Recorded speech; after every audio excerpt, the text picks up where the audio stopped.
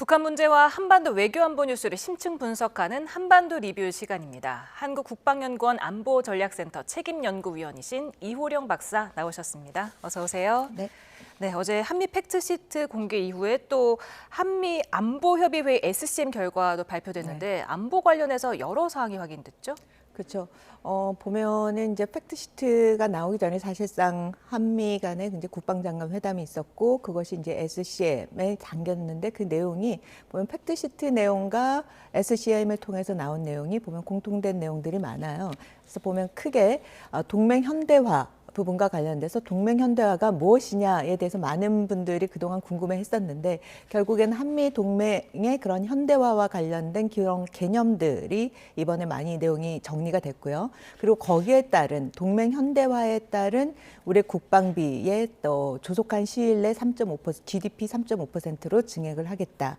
또 미국 무기 구매를 하겠다. 그리고 한미 주한미군에 관련된 포괄적인 지원을 하겠다라는 이런 부분이 이제 담겨져 있고 또 기존에 우리가 또 유지해 왔던 정전체제 유지라든지 유엔군 그다음에 NLL 그런 유지를 계속하겠다. 그다음에 한반도의 비핵화와 관련된 노력을 꾸준히 하겠다. 그리고 또 하나 가장 또 우리 핫 이슈가 됐던 게 그 원자력 추진 잠수함과 관련돼서는 그 이제 건조와 관련된 사항이 이제 명확하게 그 내용이 이제 담겨진 내용으로 이제 구성이 된 거라고 볼 수가 있겠죠. 네, 지금 말씀하신 대로 핵 추진 잠수함이 가장 큰 관심일 것으로 보이는데 이걸 어디서 건조하느냐가 지금 담기진 않았어요. 네네. 트럼프 대통령은 미국 필리조선소라고 말했고 우리 정부는 또 한국 내에서 건조할 거다고 했는데 어떻게 보십니까?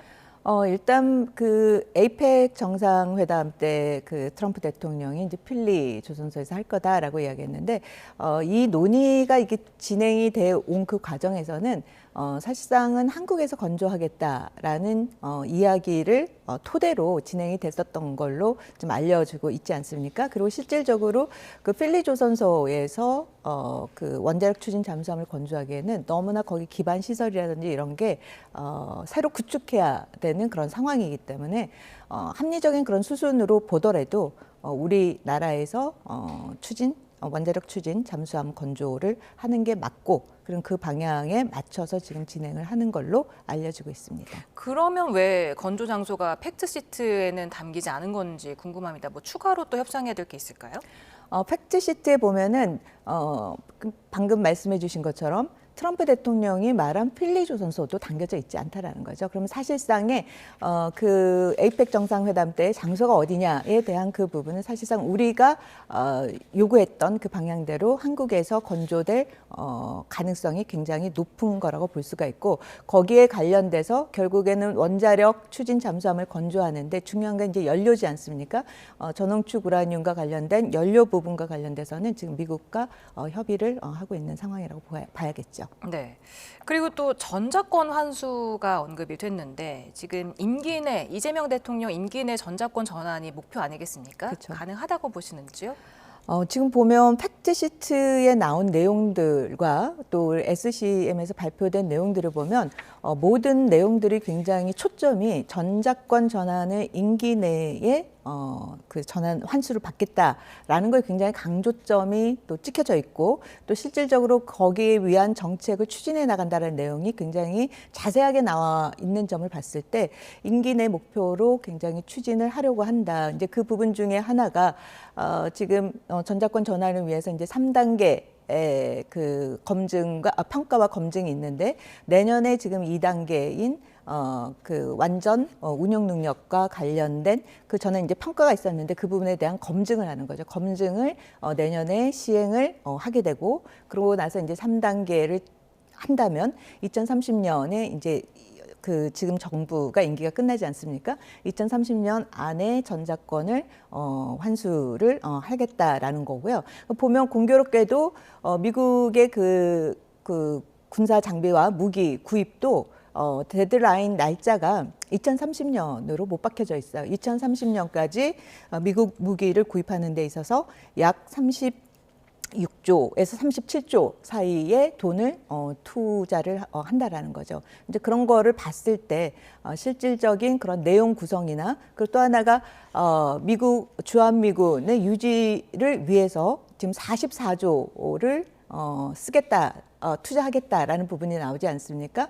이 부분이랑 다 연결을 시켜 본다면 전작권이 전환이 되면 결국에는 미래연합사가 구성이 되고 그 미래연합사에서 우리가 주도적으로 미래연합사를 끌고 가야 되기 때문에 결국엔 거기에 드는 비용에 해당되는 부분이 지금 44조라는 금액으로 유지 발전시켜 나가겠다라는 게 아닌가라는 생각이 듭니다. 그래서 굉장히 엄청난 국방비 GDP 3.5%의 미국 무기 또 2030년까지 36조 원을 또 쓰겠다. 그다음에 주한미군에 대한 포괄적인 지원으로 44조를 쓰겠다라고 하면 좀 보면 러프하게 계산을 해도 우리가 1년 GDP가 지금 2,000조인데 150조에 해당되는 금액이 지금 사용이 될 것이다라는 계획이 발표된 거라고 볼 수가 있겠죠. 네, 지금 말씀하신 게 지금 주한미군을 위해서 330억 달러를 지금 포괄적으로 지원한다는데 네네. 이게 내년 방위비 분담금의 30배에 달하는 숫자 아니겠습니까? 어마어마한 돈인데 그렇죠.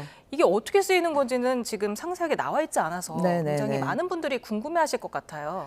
네, 지금 이 명목은 그 전에 그 방위비 분담금 특별협정인 SMA랑은 내용이 틀린 거예요. 구성이 이제 틀리고 이게 보면은 전작권 전환과 관련된 그 연속성 상하에 있지 않나라는 생각이 들어요.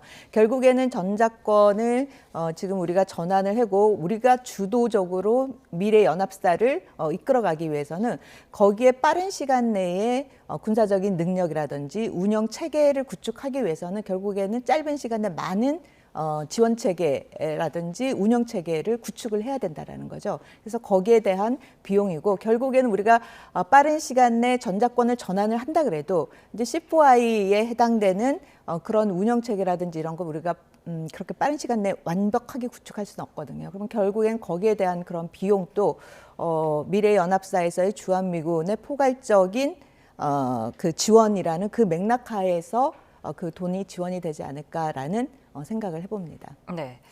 한미동맹 현대화 부분도 살펴보자면은 지금 주한미군 재배치 관련해서 이제 2006년 이후 합의를 확인한다 이렇게 담겼던데 이게 어떤 의미가 있습니까? 2006년에 이제 합의를 어떤 걸 했냐면 이제 주한미군의 전략적인 유연성에 대해서는 오케이. 즉 한반도뿐만 아니라 동북아 지역 영내의 그 평화와 안전을 유지하기 위해서 주한미군을 전략적으로 유연하게 그 이동시키는 데 대해서는 동의를 한다.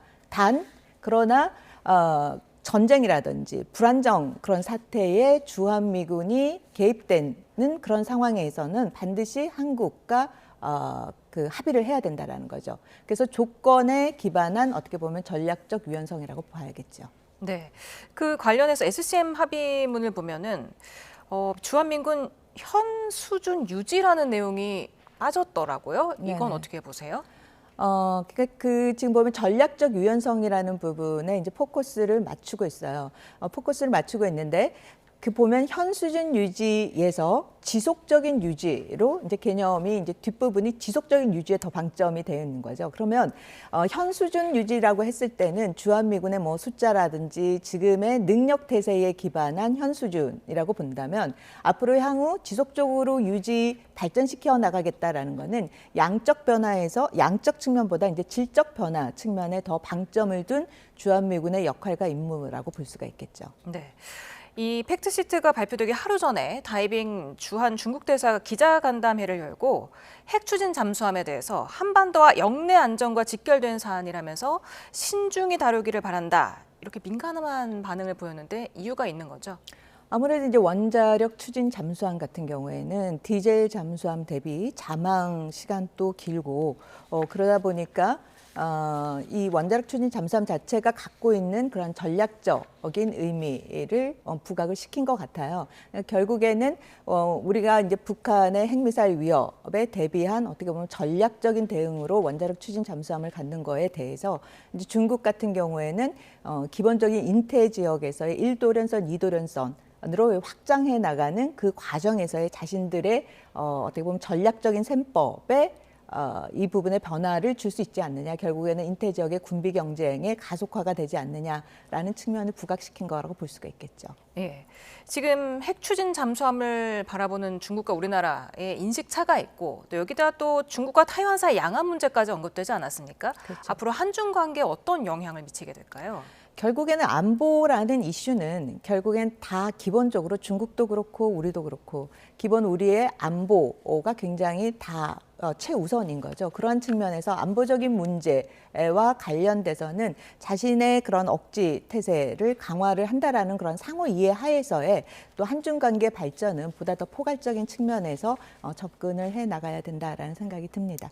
네, 얼마 전에 북한이 최근 17세 이하 여자 월드컵에서 2연패를 달성을 했고요. 또 내년 9월에 개막하는 하계 아시안 게임에 대규모 선수단을 파견한다 이런 소식이 있던데 네네. 이게 맞다면은 어떤 의미로 봐야 됩니까? 일단 보면 북한 같은 경우 이제 내년에 아시안 게임에 어떻게 보면 이제 국제 스포츠 게임에 나오겠다라는 거로 볼 수가 있는 거죠. 그게 보면 선수들도 150명을 포함해서 선수단 규모도 한 260에서 270여 명을 내보낸다라고 지금 이야기는 나오고 있어요. 이제 그런 걸 보면은 코로나 이후에 북한이 국제 스포츠 무대에 적극적으로 참여를 하고 결국에는 그 스포츠 무대에 나오겠다라는 거는 교류 국제사회와의 교류 협력을 위한 어떻게 보면 소프트 차원에서의 접근법이라고 볼 수가 있겠죠. 네, 오늘 말씀 여기까지 듣겠습니다. 이호령 박사님이었습니다. 감사합니다. 네.